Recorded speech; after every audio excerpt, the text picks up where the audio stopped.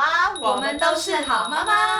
我是 Virginia， 我是 Angel。我们都知道母亲节到了，所以我们想要在这边祝所有的妈妈母亲节快乐。谢谢有你们才有今天的我们，我们非常的爱你们，也谢谢所有支持我们频道的妈妈。Yes， 我们当妈妈之前是可以去体会跟理解妈妈们的辛苦，但是虽然辛苦呢，我们觉得看到他们的表情，大部分还是充满很满足的笑容。对。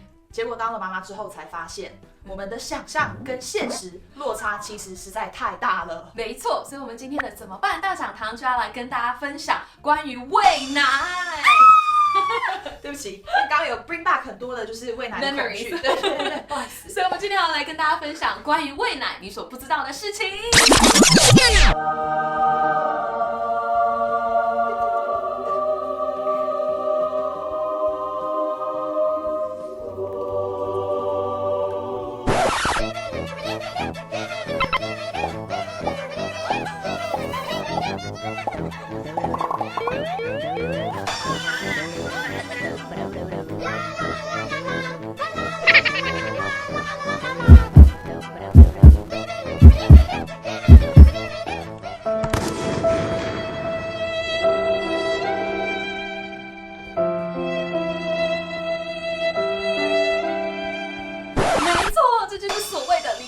现实之差呀，所以呢，我们今天想要跟妈妈们一起来讨论我们在喂奶上面碰到的各种问题还有挑战，比如说包括宝宝不会正确含乳怎么办呢？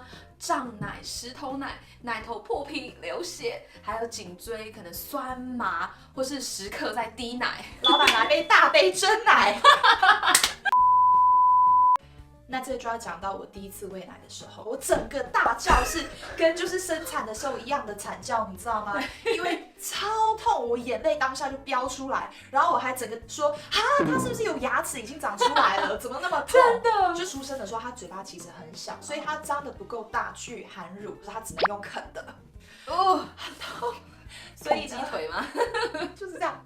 我记得当时我也是这样子，因为第一天他出生的时候，我的奶头就两边都破掉，流血，然后我就瞬间觉得说，喂奶是这样子吗？其实喂奶也会造成很多的姿势不正确，因为我记得那时候因为喂奶的时候每一次都很痛，所以我就会很紧张，每次喂他的时候，我的肩膀会不自觉的往上提，又想要看他在干嘛，有没有在吸，有没有睡着，颈椎一直这样，所以大概一天有12个小时，你是呈现这样子一个状态，所以我记得新生儿阶段，我每天早上起来，从颈椎到我的整个手到手指是麻掉的，连开门什么都会瞬间感觉被电到。我也是，对，就是会这样子，那种非常的难受。那个时候还有碰到就是塞奶跟石头奶，就是有一阵子我试过想要瓶胃把它挤出来，可是挤好像就是没有宝宝吸的那个力气大，所以就变成说挤不干净，然后造成我那时候就是有一点点乳腺炎，然后胀，我的奶真的胀到像石头一样硬，就是你摸是硬的。我记得有一天晚上我还有一点点低烧，所以我记得那时候就是宝宝不会喝，然后奶头破皮，我想瓶胃又没办法瓶胃，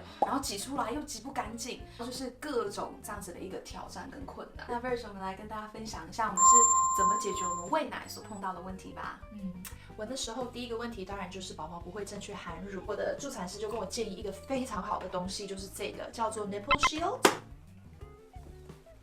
这个给大家看一下，这个 Nipple Shield 呢，它就放在你的乳头的上面，一方面它是一个隔一层的 barrier， 它的形状比较能够帮助宝宝张开嘴巴去正确的含乳，含的时候比较可以含得住。我跟你讲，如果我没有这个东西，我可能亲喂母奶不会撑过1个礼拜。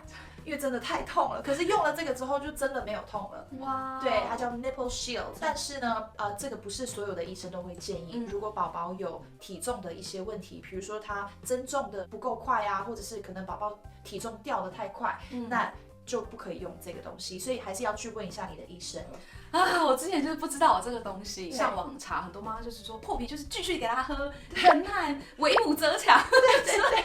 所以我觉得，如果我之前有知道这个喂奶过程不会这么痛苦，那奶头破皮其实也有很多的方法可以去维护，有很多的医生建议挤出来一点点自己的母乳涂在奶头上面，是一个很好维护的一个功用。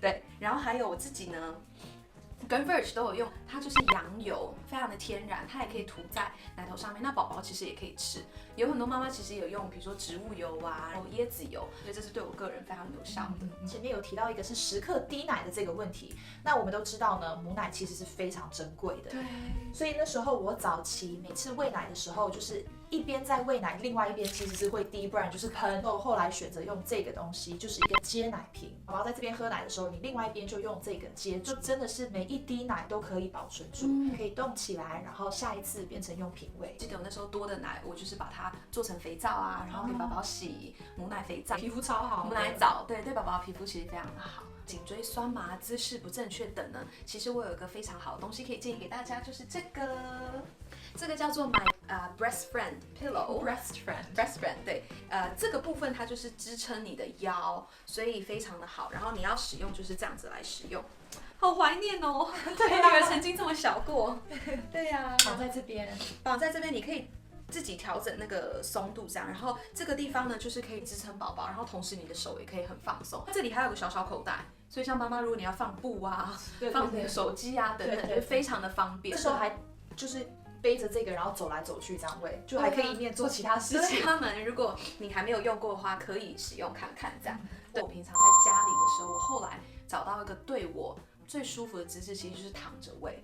然后有时候躺着喂，喝完了之后，宝宝就转过去睡，我也会跟他一起休息躺着。所以没有试过躺着喂的妈妈呢，其实你们可以试试看。至于说像我之前碰到胀奶、石头奶，我知道网上其实有非常多不同的建议，所以大家都可以自己去参考。但是我自己个人我所使用的呢，就是热敷，然后让宝宝多吸，因为其实宝宝的吸吮能力是其实强过手挤啊，或者强过用机器挤，所以其实怎么样通乳腺，其实就是让宝宝多吸，然后他吸的时候边热敷边按摩，对我来讲真的是一个非常有效的。我自己后来也有去找哺乳顾问，非常的专业，非常的好，然后他帮助跟鼓励我很多，他会看你怎么喂奶，然后去找出很多的问题点是我自己没有注意的，所以我觉得非常有帮助。在这边的哺乳顾问其实是一个免费医院会提供的一个资源。听到这边大家一定觉得很奇怪，既然亲喂这么痛苦，为什么我们要一直这样折磨自己呢？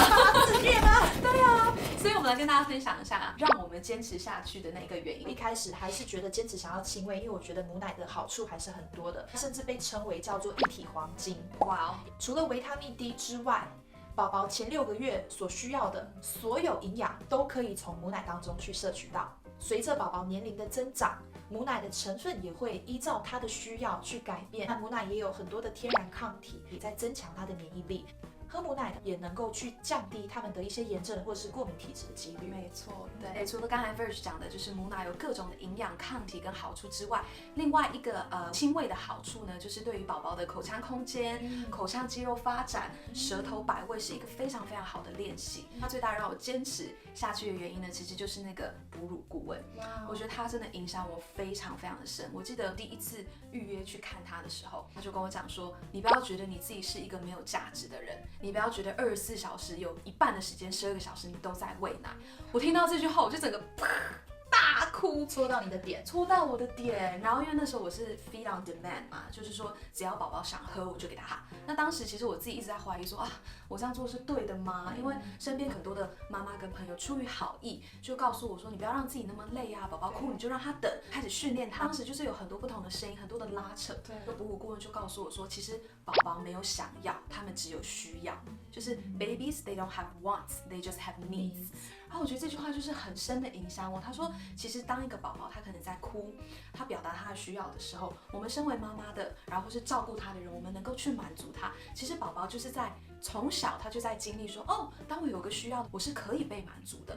所以透过这样子的一个需要，然后表达需要，然后被满足，他们会开始建立他们对于人的一个信任感，还有他们安全感。他就握着我的手，然后看着我的眼睛，会跟我说：“你正在做的是你在建立你女儿的安全感，你在建立她的自信，你在建立她的信任感。”然后我整个就哭，说：“原来我自己这么的伟大，这样真的很感动啊。”对，然后他就说：“所以你不要怀疑你自己。”他就开始跟我讲说，有很多的研究报告都指出说，其实亲喂的小孩他们长大更有自信啊，更聪明啊，然后更有安全感。对，所以他就一直鼓励我说，你是一个很棒的母亲，你不是只是在喂奶，你是在增强他的自信，增强他的安全感，你是一个非常好的母亲。那个就是让我持续2年多吧的一个动力，这样。因为其实我跟 Verge 我们都是亲喂，所以我们其实也真的只能跟大家分享亲喂的优缺点。那我也知道很多妈妈有，比如说本来亲喂的，后来改成平喂的，但是非常的自责，因为认为说好像一定要亲喂才是最好的，甚至搞得自己很不开心，然后快要产后忧郁。所以呢，其实我在这边只是想要告诉妈妈，就是不管你做了什么选择，最棒的选择就是做一个开心的妈妈。呀，真的是这样。所以给不管你是平喂、亲喂，或者是喂配方奶的妈妈，你们都是很辛苦的，而且你们一定都是想要把最好的给宝宝，你们都有选择的权利，做一个对宝宝跟妈妈身心都是最健康的选择。所以在母亲节这个时候，让我们都对自己说，我们都是好妈妈。没错 ，We love you, mom。宝宝的脖子已经压得很扁了哦。